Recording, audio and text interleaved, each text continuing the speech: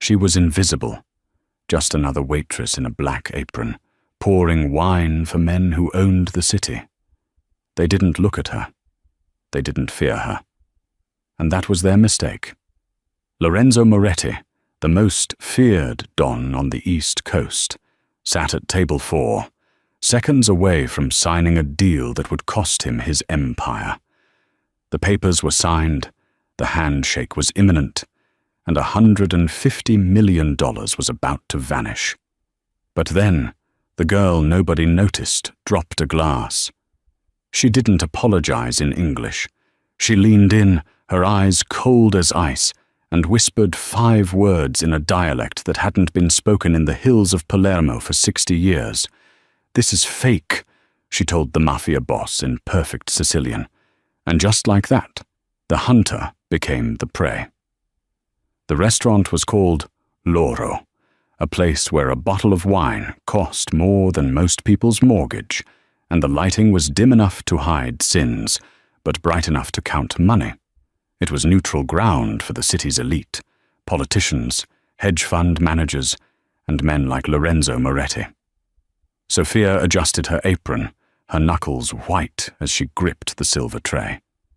She hated this shift. Thursday nights were always tense. The air in Loro felt heavy, charged with the kind of testosterone and danger that made the hair on her arms stand up.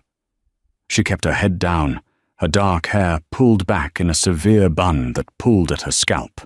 The manager, a sweaty, nervous man named Mr. Henderson, had been barking at the staff since 3 p.m. "Table 4 is VIP," Henderson had hissed, grabbing Sophia's arm a little too tightly earlier that evening. "Moretti, you know who that is?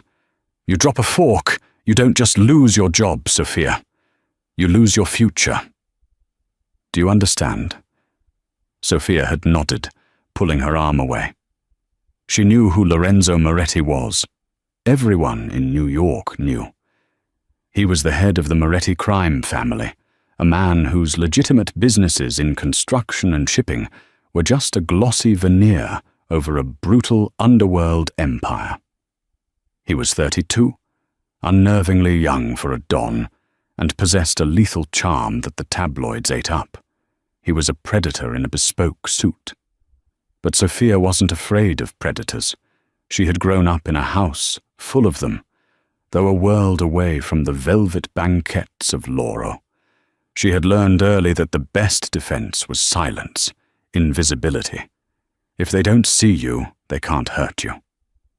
She walked out onto the floor, the sounds of clinking crystal and hushed conversations washing over her. She moved with a practiced grace, her eyes scanning the room but never lingering. She was a ghost, a prop. At table 4, the atmosphere was different. It was a vacuum of silence in the noisy room. Lorenzo Moretti sat with his back to the wall.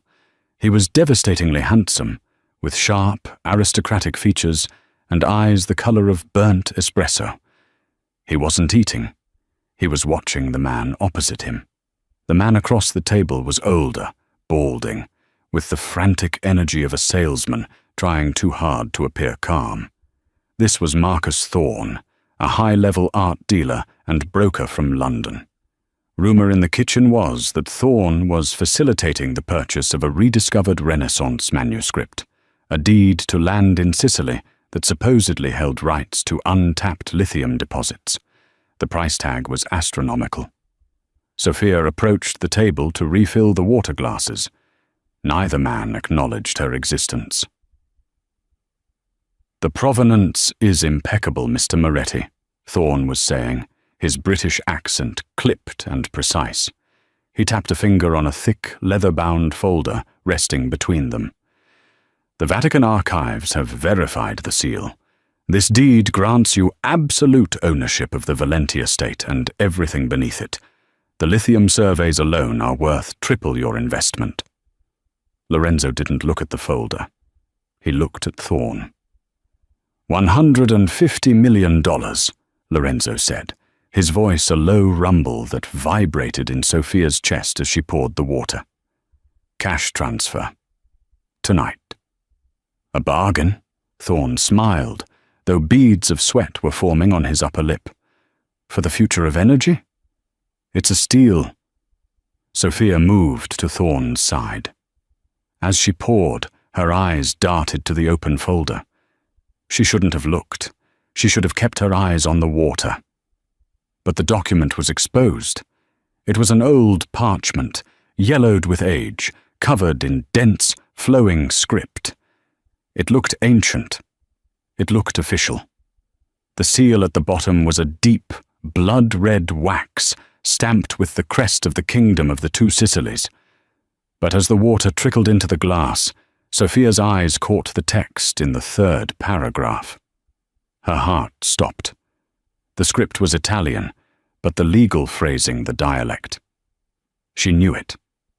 She knew it because she had spent her childhood summers in a dusty library in Palermo, listening to her grandfather read aloud from books that smelled of earth and history. Her grandfather, a man who had fled Sicily with secrets he took to his grave, had taught her the old ways, the old tongue. She froze. The bottle hovered over the glass. The word on the parchment was ferrovia, railway. The document was dated 1862. But in the specific dialect of the Sicilian courts of that region, in 1862, they didn't use the Italianized ferrovia.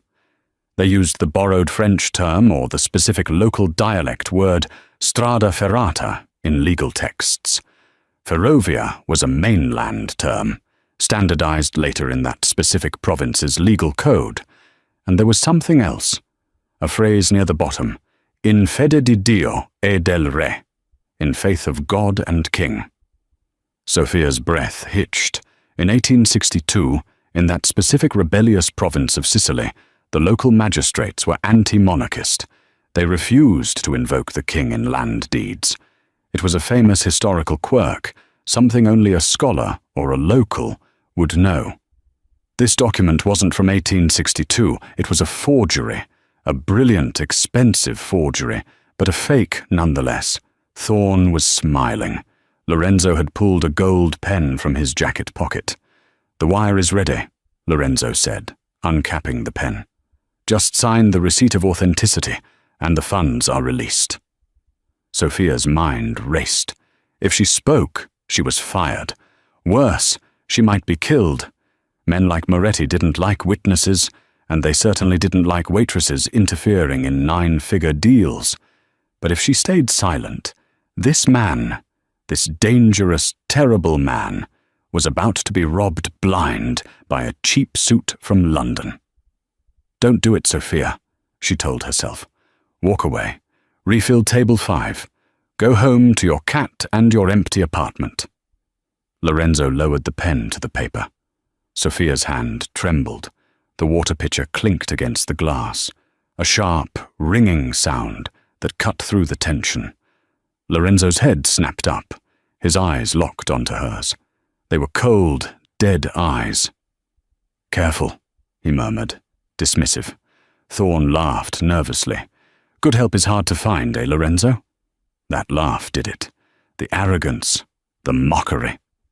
Sophia didn't retreat. She set the pitcher down on the table with a deliberate thud. Lorenzo paused, the pen hovering millimeters from the paper.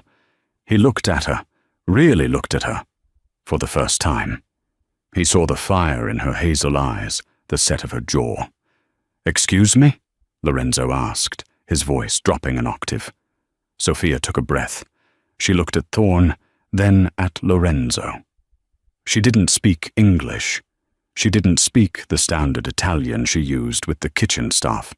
She switched to Sicilian, a deep, guttural, archaic dialect that rolled off her tongue like thunder. "Cistu è falso," she said clearly.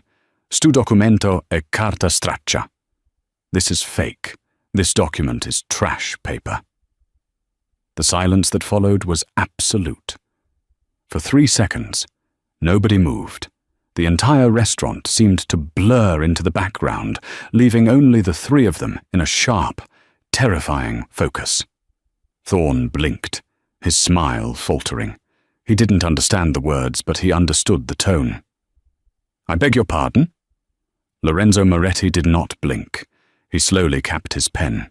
He turned his body fully toward Sophia, ignoring the confused art dealer. When he spoke, it was in the same dialect, fluent but modernized, the Sicilian of a man who heard it at home but lived in America. Ci sei tu? He asked softly. Who are you? Sophia didn't back down. She pointed a slender finger at the parchment. The date is 1862, she continued in Sicilian, her voice steady despite the adrenaline flooding her veins. But the syntax in the third paragraph uses ferrovia. In the Corleone district courts of that era, the magistrates were Bourbon loyalists who refused standardized Italian legal terms until 1865. They would have written strada ferrata. And look at the invocation. She leaned over the table, invading the personal space of the most dangerous man in New York. They invoke the king, that magistrate, Judge DiMarco. I know his signature. My grandfather studied his rulings. Was a Garibaldino. He hated the king. He never invoked the crown in land deeds. Never. Not once. She looked Lorenzo dead in the eye. This paper was written by someone who knows history, but not the heart of the people. It's a forgery, Signore Moretti, and you are about to pay $150 million for a piece of paper that isn't worth the match to burn it. Lorenzo stared at her. His face was a mask of stone, but his eyes were searching hers, assessing, calculating. Thorne, realizing he was losing control, stood up halfway. What is this? Who is this woman? Lorenzo, are you going to let the help insult me? He switched to English, his voice rising in panic. She's crazy. She's probably high. Look at her. Lorenzo held up a hand, a single commanding gesture. Thorne snapped his mouth shut. Lorenzo looked at the document. He looked at the word ferrovia. Then he looked back at Sophia. You speak the dialect of the hills, Lorenzo said in English now, his voice dangerously calm. Not the city. Who are you? I'm just a waitress, Sophia said, switching back to English, picking up her tray. And I hate seeing good money go to bad liars. Lorenzo turned his gaze to Thorne. The temperature at the table dropped 20 degrees. Marcus, Lorenzo said. Lorenzo, listen, Thorne stammered, his face pale. This is absurd. She's a waitress. What does she know about 19th century Sicilian jurisprudence? I have certificates from the Vatican, from Christie's. Do you? Lorenzo asked. He picked up the document. Because she's right about one thing. My great-grandfather was from that province, and he used to tell stories about how they refused to speak the king's Italian. Lorenzo stood up. He was tall, looming over the table. He picked up the heavy crystal water glass Sophia had just filled. He looked at the water, then at Thorne. Verify it, Lorenzo said to the large man standing by the entrance, his bodyguard, Rocco. Call the historian in Rome. Wake him up. Send him a picture of this paragraph. Lorenzo, please, Thorne started. Sit down, Lorenzo barked. Thorne sat. The next 10 minutes were the longest of Sophia's life. She tried to walk away, to go back to the kitchen, but Rocco blocked her path. The boss wants you to stay, he rumbled. So she stood there, clutching her tray, while the restaurant went silent around them. Other diners sensed the danger and hurriedly asked for checks. Finally, Rocco's phone buzzed. He answered, listened for a moment, and then paled. He walked over to Lorenzo and whispered in his ear. Lorenzo's expression didn't change, but a muscle in his jaw jumped. He nodded slowly. He turned to Thorne. The historian says, Lorenzo began, his voice terrifyingly polite, that the use of ferrovia in a Corleone deed from 1862 is historically impossible. He also said that the ink, well, he suspects if we tested the carbon dating, it wouldn't be from the 19th century. Thorne knocked his chair over as he scrambled backward. Lorenzo, I didn't know. I was duped. The broker in Naples, he swore to me. 150 million, Lorenzo interrupted, stepping around the table. You tried to steal $150 million from me, Marcus. I can fix this, Thorne squealed, backing into a waiter. I can get your money back. I didn't know. Lorenzo sighed. He looked tired. He gestured to Rocco. Take Mr. Thorne to the kitchen. Use the service exit. We'll discuss the refund policy in the alley. Rocco and another man materialized from the shadows. They grabbed Thorne by the arms. The art dealer screamed, but the sound was cut short as a heavy hand clamped over his mouth. They dragged him away, his expensive Italian loafers dragging on the carpet. The restaurant was deathly silent. Lorenzo straightened his cuffs. He picked up the fake deed and ripped it in half, then in quarters. He dropped the confetti onto the table. Then he turned to Sophia. The adrenaline was fading, leaving Sophia shaking. She realized what she had just done. She had humiliated a business partner of the Mafia. She had witnessed a crime, or at least the prelude to one. Lorenzo stepped closer to her. He smelled of expensive cologne, tobacco, and danger. "What is your name?" he asked. "Sophia," she whispered. "Sophia," he repeated, testing the weight of the name. "You just saved me a fortune, Sophia. Why?" "I don't like thieves," she said, her chin lifting slightly. Lorenzo studied her face, his eyes lingering on her mouth, then her eyes. "Most people would have let me sign. They would have enjoyed watching the bad guy get ripped off."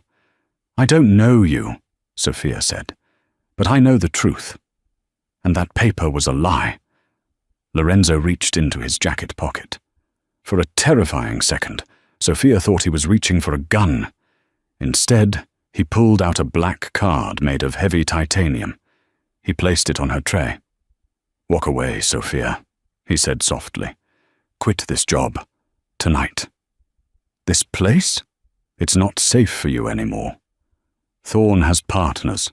They won't be happy the deal fell through, and they might wonder who tipped me off." "I can take care of myself," she said, though her voice wavered. "I'm sure you can," Lorenzo said. A ghost of a smile touched his lips. "But you won't have to." He turned and walked out of the restaurant, his entourage trailing behind him like a dark wake.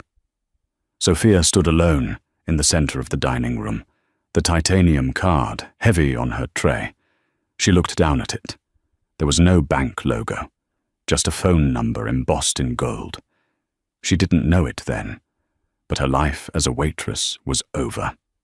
And her life as the target of the most powerful and dangerous obsession in New York had just begun. 3 days passed. Sophia didn't quit. She needed the money. Her grandmother was in a care facility in Queens, and the bills were mounting. Private rooms, memory care specialists, medication. It all cost more than Sophia made in a month. She couldn't afford to be afraid of Lorenzo Moretti's warnings, but the warning proved true. On Tuesday night, as Sophia was unlocking the door to her small apartment in Brooklyn, she felt it. That prickle on the back of her neck, the sensation of being watched. She spun around. The street was empty, just the flickering street lamp and the distant wail of a siren. She hurried inside, locking the deadbolt, the chain, and the floor bolt. She leaned against the door, breathing hard. "You're paranoid," she told herself. "Nobody cares about a waitress." She walked into her living room and stopped cold. Sitting on her coffee table was a black envelope. Her windows were locked. Her door had been locked. There was no sign of forced entry. Yet there it was. A matte black envelope with her name, Sophia, written in silver ink in elegant handwriting. Her heart hammered against her ribs. She picked it up with trembling fingers. Inside was a single sheet of paper and a check. The check was made out to Sunnyvale Memory Care Facility. It was for $200,000. paid in full for the next 2 years of her grandmother's care. The note was short. I told you to quit. You didn't listen. Now you owe me. Be outside at 8:08 p.m. Wear the dress. The dress, Sophia whispered aloud. She looked back into the envelope. There was a photo, a Polaroid. It was a picture of her closet, taken from inside her bedroom. It showed a red silk dress she had bought at a thrift store years ago and never worn. He had been in her apartment. Panic, cold and sharp, washed over her. This wasn't a gift. It was a message. I can get to you anywhere. Sophia grabbed her phone to call the police. She dialed 911. Her thumb hovered over the call button, and then she stopped. Call the police? On Lorenzo Moretti? The man who likely owned half the precinct? And what would she say? He paid my grandmother's medical bills and asked me to dinner? She ended the call. She looked at the check. $200,000. It was freedom for her grandmother. It was safety. But the price was what? At 7:55 p.m., Sophia stood in front of her building. She was wearing the red dress. It fit her curves like a second skin, the silk cool against her flesh. She had pinned her hair up, leaving a few tendrils loose. She wore no jewelry. She had none. At exactly 8:00 p.m., a convoy of 3 black SUVs turned the corner. They moved silently, like sharks in dark water. The middle car, a bulletproof Cadillac Escalade, stopped right in front of her. The back door opened. Lorenzo Moretti sat inside. He was wearing a tuxedo, the bow tie undone, hanging loose around his neck. He looked tired, but when he saw her, his eyes lit up with that same intense, predatory interest. You look better in red than in an apron, he said. You broke into my house, Sophia said, not moving. I had my security team ensure your apartment was secure, Lorenzo corrected, and they found it lacking. The lock on your fire escape. A child could pick it. You paid my grandmother's bills. I pay my debts, Lorenzo said. You saved me $150 million. $200,000 is a finder's fee. Get in, Sophia. Where are we going? To the opera, he said, as if it were the most normal thing in the world. And then to war. Sophia hesitated. She looked at the street, at her normal, safe, struggling life. Then she looked at Lorenzo, a man who lived in a world of fire and blood. She got in. As the heavy door thudded shut, sealing out the noise of Brooklyn, Lorenzo turned to her. Tonight, he said, his voice low, I need you to listen. I need you to translate. Because the man who tried to sell me that fake deed, he wasn't working alone, and the man behind him is someone I can't touch. Unless you help me. Why me? Sophia asked. Because, Lorenzo said, you're the only person in this city who isn't afraid to tell me the truth. The Lincoln Center was a fortress of glass and travertine, glowing against the rainy New York night like a lantern. The flashbulbs of the paparazzi erupted as the SUV pulled up to the curb, a blinding staccato of white light. Keep your head up, Lorenzo instructed, his voice devoid of the warmth he had shown in the car. Do not look at the cameras. Look at me. You are with me, which means you are untouchable. Sophia took a shaky breath. The red silk dress felt heavy now, less like a costume and more like a target. She took Lorenzo's offered arm. His muscles were tense, coiled like a spring beneath the tuxedo jacket. As they stepped out onto the red carpet, the noise was deafening. Shouted questions, the clicking of shutters, but Lorenzo moved through it like a shark parting a school of fish. Inside, the lobby of the Metropolitan Opera House was a sea of diamonds, velvet, and old money. Sophia felt the weight of 100 stares. She knew what they saw, the powerful Don Moretti and his flavor of the week. They didn't see the waitress. They didn't see the woman who could conjugate verbs in a dead dialect. "We are going to box 4, Lorenzo murmured, guiding her up the grand staircase. "The man we are meeting is Salvatore Rossi. They call him the Butcher of Bensonhurst, but to the public, he is a legitimate importer of olive oil and textiles." "Why are we meeting him?" Sophia whispered. "Because Rossi is the one who hired Thorne," Lorenzo said, his eyes scanning the balcony. "The fake deed was his play. He wanted me to spend $150 million on paper so that my liquidity would drop. If my cash reserves are low, I cannot bid on the contract for the New Jersey Port Authority next week. Rossi wants the ports." "So it was a trap," Sophia realized. "A very expensive trap, and you broke it." Lorenzo stopped at the velvet curtain of the private box. He turned to her, his expression intense. "Rossi doesn't know you. He will assume you are just eye candy, a distraction. I need you to be invisible, Sophia. Listen to him. Not just his words, but the way he speaks. Rossi is Neapolitan, but he tries to sound Roman. When he gets angry or when he lies, he slips. I need to know who he is working with in Italy. Thorne was just the delivery boy. I need the supplier." They entered the box. Salvatore Rossi was already there, seated in the shadows. He was a massive man, his neck thick with muscle, wearing a suit that cost more than Sophia's childhood home. He didn't stand up. He was peeling an orange with a small, sharp fruit knife, the rind falling in a long, continuous spiral. "Lorenzo," Rossi grunted, popping a segment of orange into his mouth. "I didn't think you'd make it. Heard you had some trouble with an investment earlier this week." "No trouble, Sal," Lorenzo said smoothly, pulling out a chair for Sophia. "Just due diligence. We found the provenance lacking." Rossi's eyes flicked to Sophia. They were black, shark-like eyes that stripped her bare. "And who is this? I didn't know you were bringing dessert." "Sophia," Lorenzo said. "She's with me." "Nice dress," Rossi sneered. He switched to a rapid, slur-heavy Italian dialect, assuming Sophia wouldn't understand. "She looks expensive, Lorenzo. But does she have a brain, or just legs?" Sophia didn't flinch. She stared blankly ahead at the stage where the orchestra was tuning up. Lorenzo replied in standard Italian, calm and polite. "She is company, Salvatore. Let's discuss the ports." The opera began, Tosca.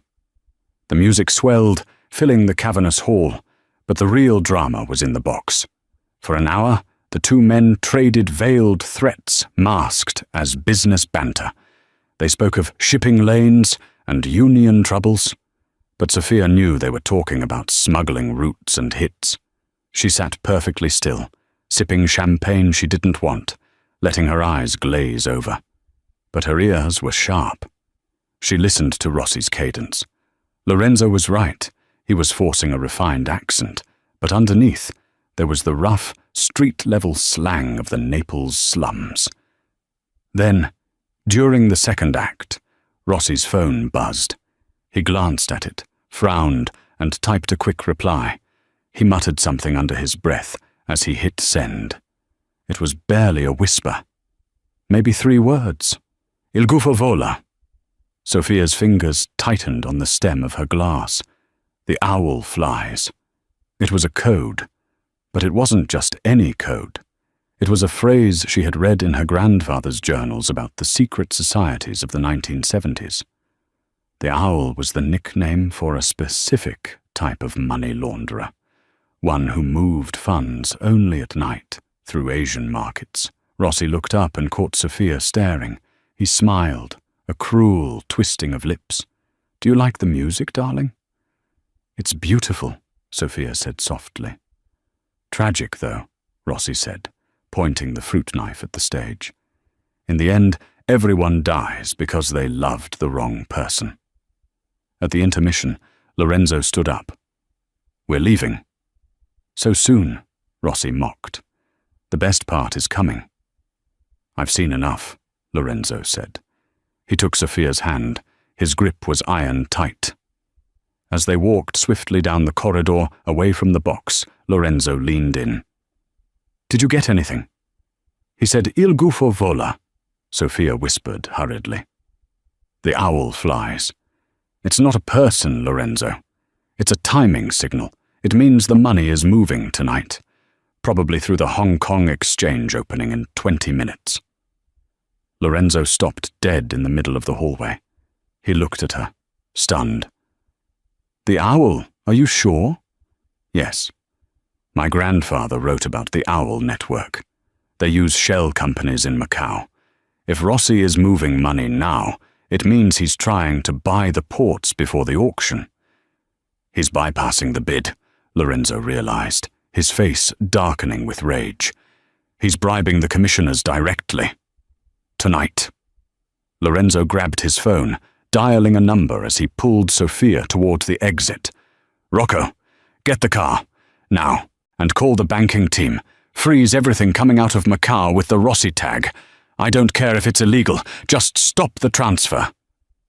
They burst out of the opera house into the cool night air. The rain had stopped, leaving the pavement slick and black. The paparazzi were gone. Rocco was waiting with the Cadillac, the engine idling. Lorenzo opened the back door for Sophia. "Get in," he said. "We have to get to my office. If I can stop this transfer, Rossi is finished. He'll be overextended and broke." Sophia climbed in. Lorenzo followed, slamming the door. "Go," Lorenzo ordered. The car surged forward into traffic. Lorenzo was typing furiously on his phone, barking orders. "No, I said cut the line. Use the override key." Sophia watched him. He was in his element, a general commanding troops. But beneath the aggression, she saw the stress. The vein in his temple was throbbing. "Lorenzo," she said softly. He held up a finger. "Wait." He listened to the phone. Then he slowly lowered it. A slow, terrifying smile spread across his face. "We got him," Lorenzo said. "The transfer froze. Rossi's money is stuck in escrow in Hong Kong. He just lost 50 million in liquidity." He turned to Sophia, his eyes blazing. "You did it! Again! You heard the whisper." "I just listened," she said. "You are?" Lorenzo started, reaching out to touch her face. Suddenly, the world exploded. A deafening crunch tore through the metal of the car. The world spun violently. Glass shattered, raining down like diamonds. Sophia was thrown against the door, her head cracking against the window. The Cadillac had been T-boned.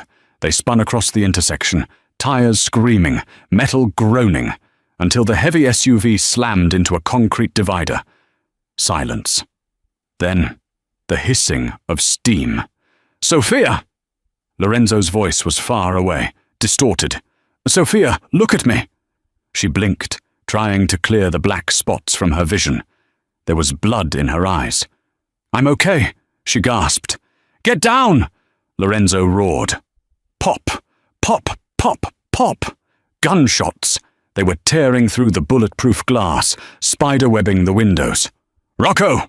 Lorenzo shouted toward the front seat. There was no answer. Rocco was slumped over the steering wheel, motionless. "Damn it!" Lorenzo hissed. He grabbed a handgun from a hidden compartment in the armrest. He kicked his door open. "Stay here! Stay on the floor!" "No!" Sophia grabbed his sleeve. "Lorenzo, look!" She pointed out the shattered window. 3 men in ski masks were approaching the car, rifles raised. They weren't moving like street thugs.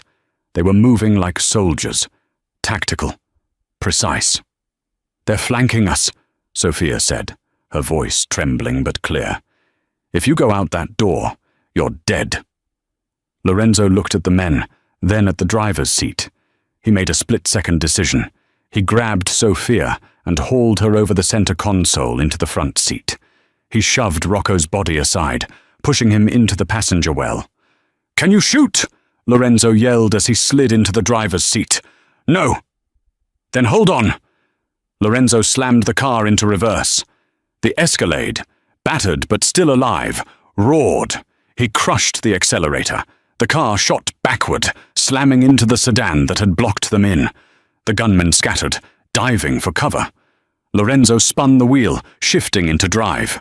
He drove over the hood of the attacking car, the suspension groaning in protest. "Who are they?" Sophia screamed, gripping the dashboard. "Rossi's cleanup crew," Lorenzo said, his face a mask of cold fury. He knew the transfer might fail. This was Plan B. He swerved onto a side street, running a red light. The car was limping, the alignment destroyed. But it was moving. "We can't go to the office," Lorenzo said, checking the rearview mirror. "They'll be waiting. We can't go to your apartment." "Where then?" "The safe house," Lorenzo said. "It's 2 hours north, in the woods. Nobody knows about it except me and my brother." Sophia looked at him. Blood was trickling down his forehead, staining his white collar. "Lorenzo, you're bleeding." "I'm fine," he said tightly. "Check the glove box. Is there a first aid kit?" Sophia opened it. "Yes." "Good. We're going to need it." The drive was a blur of adrenaline and pain. They ditched the battered Cadillac in a parking garage in Yonkers and switched to a nondescript sedan Lorenzo kept there for emergencies. By the time they reached the safe house, the adrenaline was crashing, replaced by a bone-deep exhaustion. The house was a modern structure of glass and stone, hidden deep within a dense pine forest in the Catskills. It hung over the edge of a ravine, isolated and silent. Lorenzo killed the engine. The silence of the woods was jarring after the chaos of the city. "Can you walk?" he asked. Sophia nodded. Her head throbbed where she had hit the window, and her ribs ached, but she was adrenaline-fueled. They entered the house. It was cold inside. Lorenzo disarmed the security system and turned on the lights. The interior was stark, minimalist luxury. White leather couches, a fireplace, floor-to-ceiling windows looking out into the darkness. Lorenzo collapsed onto the sofa. He dropped the gun on the coffee table and leaned his head back, closing his eyes. "Get the kit," he murmured. Sophia found the bathroom, grabbed the first aid supplies, and returned. She knelt beside him. Up close, he looked worse. The cut on his forehead was deep, and his shirt was soaked with blood on the shoulder. "Take off your jacket," she said, her voice steady. She was surprised by her own calmness. It was the waitress in her, the part of her used to cleaning up messes, used to dealing with drunks and accidents. Lorenzo hissed in pain as he peeled off the tuxedo jacket. The white shirt underneath was ruined. A bullet had grazed his deltoid. It wasn't deep, but it was messy. "It needs stitches," Sophia said, examining the wound. "Do it," Lorenzo said. He watched her face. "You're not shaking." "I'm terrified," Sophia said, pouring antiseptic over the wound. "But shaking won't help you." "You're remarkable," Lorenzo whispered. Sophia looked up. Their faces were inches apart. The smell of copper blood and antiseptic mixed with his cologne. "Why me?" she asked again, threading the needle. "There are 1,000 translators in New York. Why did you drag me into this?" Lorenzo didn't answer immediately. He winced as the needle pierced his skin. "Because you noticed the word Ferrovia," he said finally. "Do you know how rare that is? To know the history of the land deeds of Corleone? My grandfather taught me." "Who was your grandfather?" Lorenzo asked. Antonio Russo." Lorenzo froze. He grabbed her wrist, stopping the needle. "Antonio Russo," Lorenzo repeated, his eyes widening. "The scholar from Palermo? The one who disappeared in 1984? "Yes," Sophia said, confused. "He was a librarian. He fled because of the Mafia wars." Lorenzo laughed. It was a dark, humorless sound. He let go of her wrist and leaned back. "He wasn't a librarian, Sophia. He was the keeper." "The what?" "The keeper of the registry," Lorenzo explained. In Sicily, the families have fought over land for centuries. The deeds, the borders, they are constantly forged, stolen, altered. But there was one man, one family, tasked with keeping the true records, the originals, the golden ledger. Your grandfather was the keeper. He fled because everyone wanted the book. Sophia sat back on her heels, the needle dangling from her hand. He never told me that. He just loved books. He was protecting you, Lorenzo said. Don't you see? That fake deed Rossi tried to pass. He didn't just pick a random plot of land. He picked the Valenti estate. That estate is the key to the lithium deposits, yes. But historically, it's the land that controls the water rights for the entire province. Lorenzo looked at her with a new intensity. Rossi tried to fake it, because the original deed is missing. Everyone thinks it was lost. But Sophia's mind raced back to her childhood, to the dusty attic in Queens, to the old heavy trunk her grandfather forbade her from opening. He had a book, a big one, bound in blue leather. He used to read me bedtime stories from it. He said they were fairy tales about kings and farmers. Lorenzo sat up straight, ignoring his wound. Blue leather? With a silver clasp? Yes. Sophia, Lorenzo said, his voice trembling with a mix of awe and fear. That isn't a book of fairy tales. That is the golden ledger. If you have that book, you don't just know the history, you own it. That book contains the undeniable proof of ownership for half of Sicily. The room spun. Sophia felt nausea rise in her throat. So Rossi, if he finds out who I am, if Rossi knows you are Antonio Russo's granddaughter, he won't kill you, Lorenzo said grimly. He will take you. He will torture you until you give him that book, and then he will use it to become the king of Italy. Sophia stood up, pacing the room. I have to burn it. I have to destroy it. No! Lorenzo stood up too, swaying slightly. That book is your shield. As long as you are the only one who knows where it is, you have leverage. But we have a bigger problem. What? How did Rossi know to target the Valenti estate now? Lorenzo asked. And how did his men know exactly which route we were taking from the opera? We took the side exit. We didn't use the main limo lane. You think someone told them? I think, Lorenzo said, walking to the window and peering out into the black woods, that there is a rat in my organization. Someone close to me. Someone who knew I was meeting Rossi tonight. Rocco? Sophia asked. Rocco is dead. He died protecting me.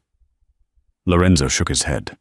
No, it has to be someone else, someone who handles the logistics.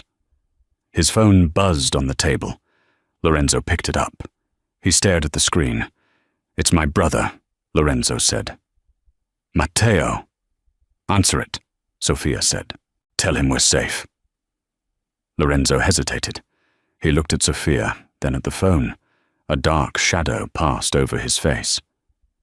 Matteo is the only other person who knows about this safe house, Lorenzo whispered. So, Lorenzo said, if I answer this, and he asks where I am, it means he doesn't know. But if the phone is being tracked... He didn't finish the sentence. Instead, he threw the phone into the burning fireplace. We can't trust anyone, Lorenzo said. Not even blood. He turned to Sophia. The distance between them was gone. They were two fugitives in a glass box, surrounded by enemies. I will protect you, Sophia, Lorenzo vowed. I promise you. Rossi will not touch you. And I will help you, Sophia said, surprising herself. If I have the book, then I have the power. I'm not a waitress anymore, Lorenzo. I'm the keeper. Lorenzo looked at her with burning admiration. He stepped closer, cupping her face in his hands. The adrenaline, the fear, the revelation, it all crashed together. He kissed her. It wasn't a gentle kiss. It was desperate, fierce, tasting of blood and survival. Sophia kissed him back, her hands gripping his ruined shirt.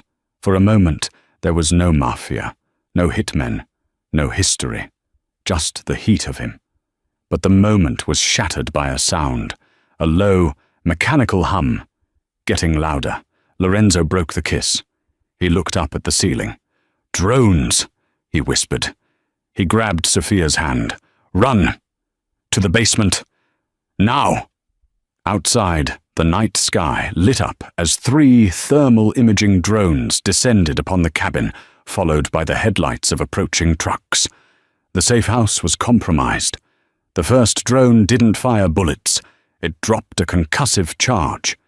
The explosion blew out the floor-to-ceiling windows of the cabin, sending a tsunami of glass shards flying into the living room. Lorenzo tackled Sophia, shielding her body with his own as the shockwave rattled the foundation.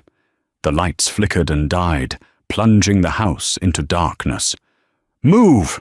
Lorenzo roared, dragging her to her feet. "The basement! Go!" They scrambled over the debris, coughing in the dust-filled air. Another explosion rocked the roof, the sound of tearing metal screaming above them. They reached the heavy oak door of the cellar. Lorenzo kicked it open, shoving Sophia down the wooden stairs before slamming the bolt shut behind them.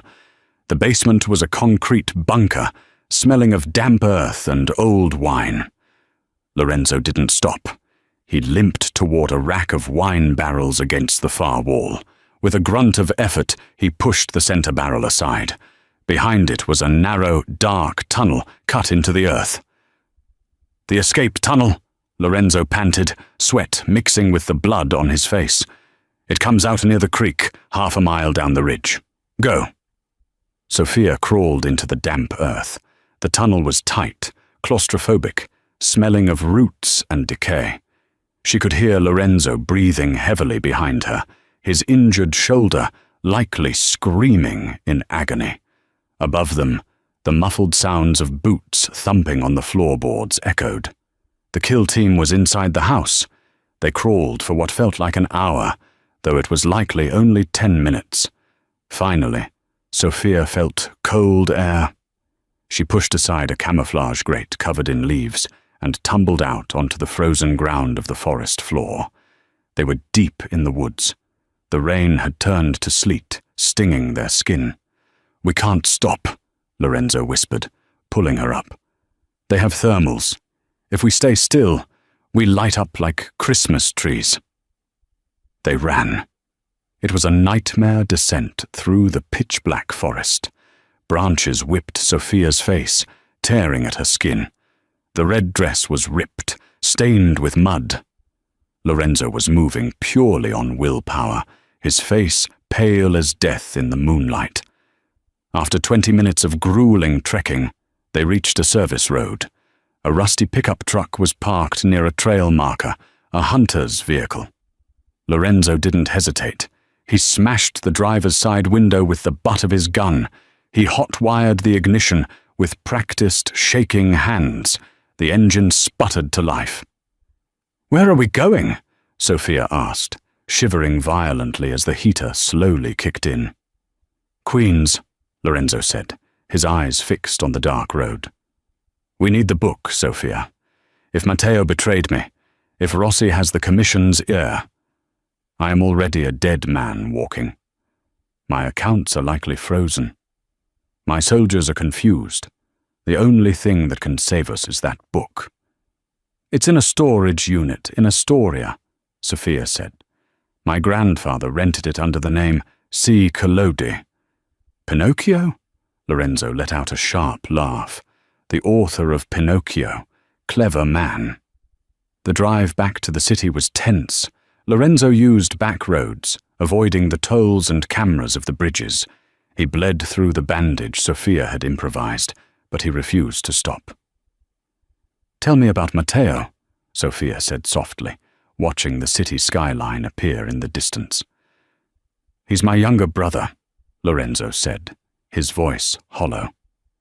"I raised him. Our father died when he was 10. I gave him everything. the construction contracts, the shipping lanes in Jersey. But it was never enough. He always wanted the chair. He always wanted to be the Don. Do you think he's working with Rossi? I think Rossi promised him the crown, Lorenzo said. But Rossi is a snake.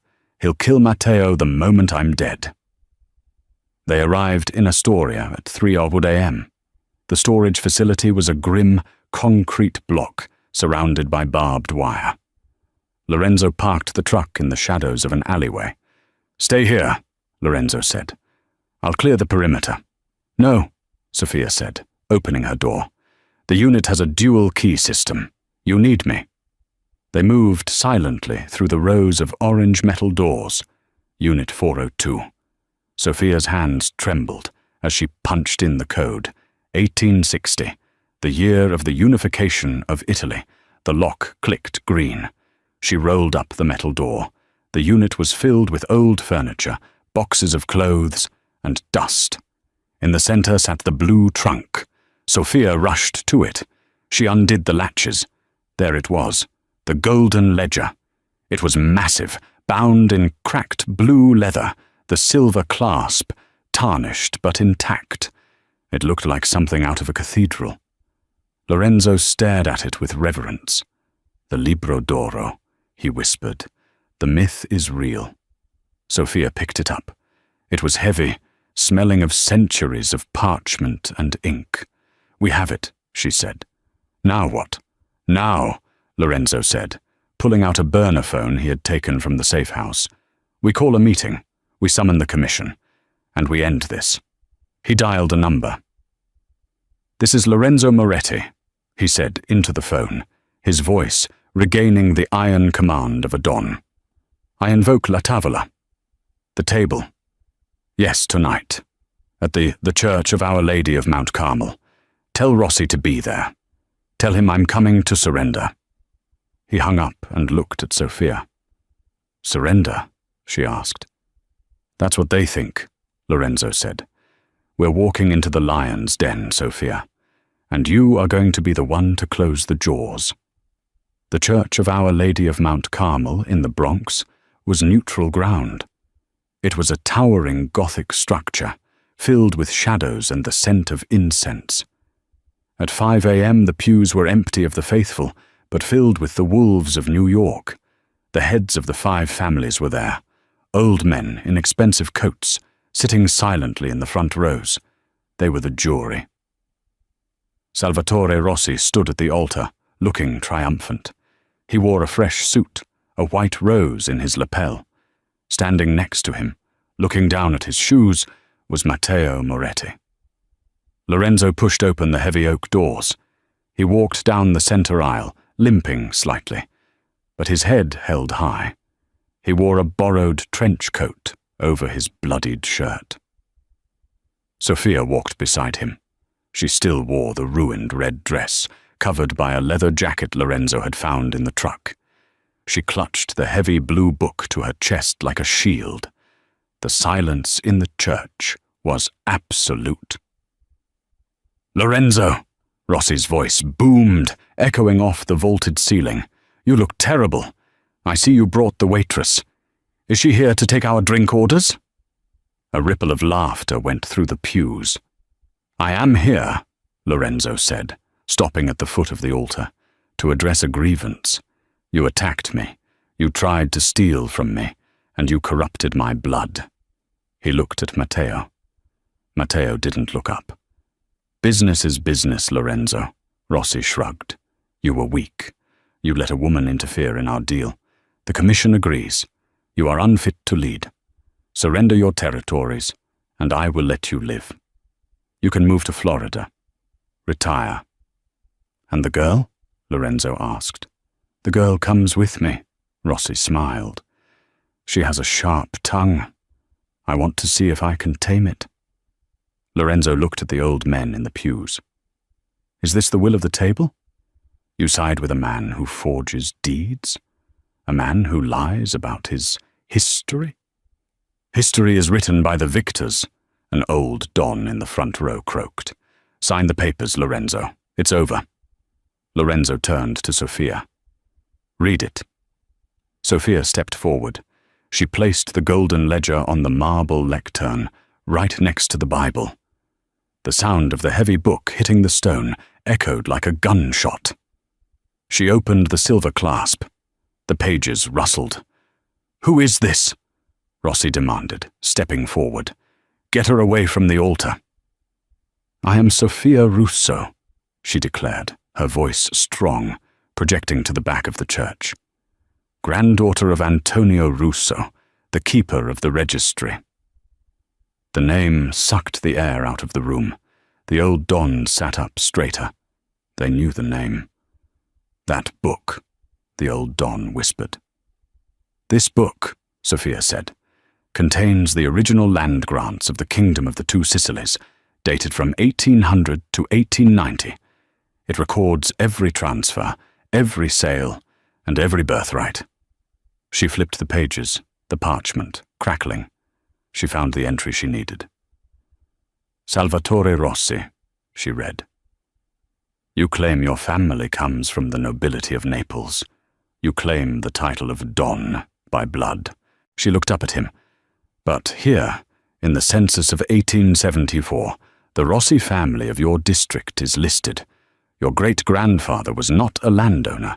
He was an informant for the Piedmontese police, a Spiro." The word hung in the air. Spiro. Copper rat. In the Mafia there is no greater insult. To be descended from a rat is to be unclean. The room erupted in murmurs. "She lies!" Rossi screamed, his face turning purple. "She's reading a fairy tale."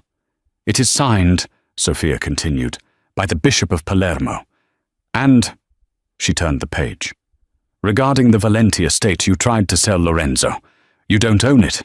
The deed belongs to the Orfanotrofio di Santa Lucia, the orphanage. You stole land from orphans, and the church, Salvatore." She looked at the Dons. "He is not a man of honor. He is a thief who steals from God and descends from police informants." The mood in the room shifted instantly. The Dons looked at Rossi with disgust. Lineage was everything. Religion was everything. Rossi had violated both. "Kill her!" Rossi shrieked, pulling a gun from his waistband. "Matteo! Kill her!" Matteo looked at Rossi. Then he looked at Lorenzo. He looked at the brother who had raised him, and the man who was currently pointing a gun at a woman holding a holy book. Matteo's hand moved. He drew his weapon, but he didn't aim at Sophia. Bang! The shot deafened them. Salvatore Rossi looked down at his chest. A red flower bloomed on his white shirt. He looked at Matteo in shock. "You!" Rossi gurgled. He collapsed backward onto the altar steps, dead before he hit the marble. Matteo dropped his gun. He fell to his knees, sobbing. "I'm sorry, Enzo. I'm sorry." Lorenzo walked up to his brother. He looked down at him. There was no hate in his eyes, only a profound sadness. "You chose a side, Matteo," Lorenzo said softly. "You can't come back from that." Lorenzo looked at the commission. "Rossi is dead.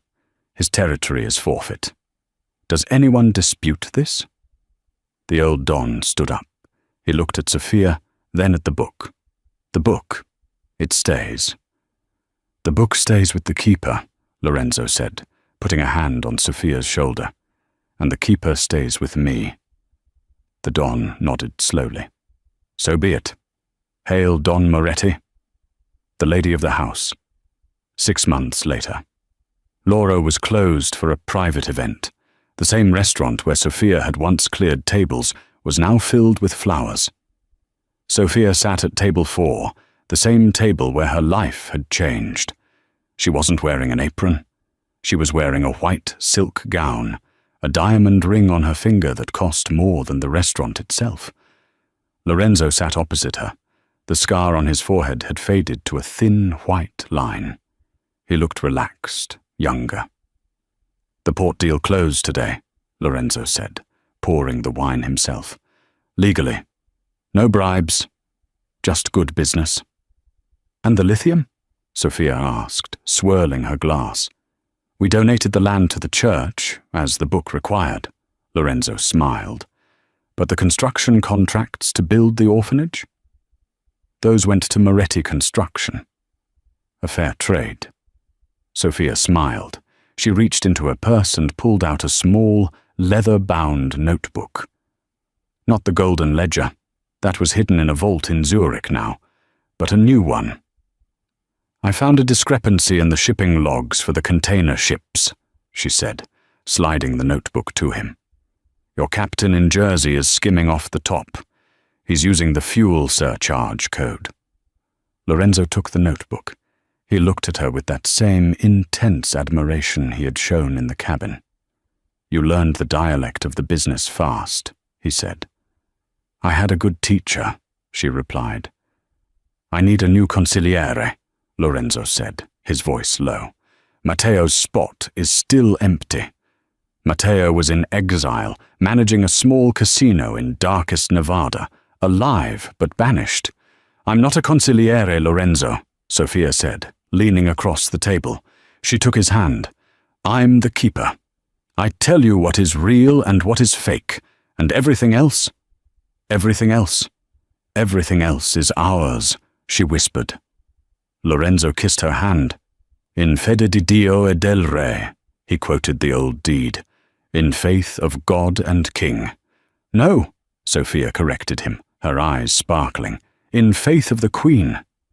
And that is how a waitress with a sharp eye and a forgotten language brought down an empire and built a new one. Sophia didn't just save Lorenzo Moretti from a scam, she saved him from losing his legacy. In a world of fakes, forgeries, and lies, she was the only thing that was real. What would you do if you saw a crime happening at your job? Would you stay silent like everyone else, or would you speak up and risk it all? Let me know in the comments below. If you enjoyed this story of revenge, romance, and justice, please hit that like button. It really helps the channel grow. And don't forget to subscribe and ring the bell so you never miss a new story. We have a new drama coming next week about a homeless man who turns out to be a missing billionaire, and you won't want to miss that. Thanks for watching.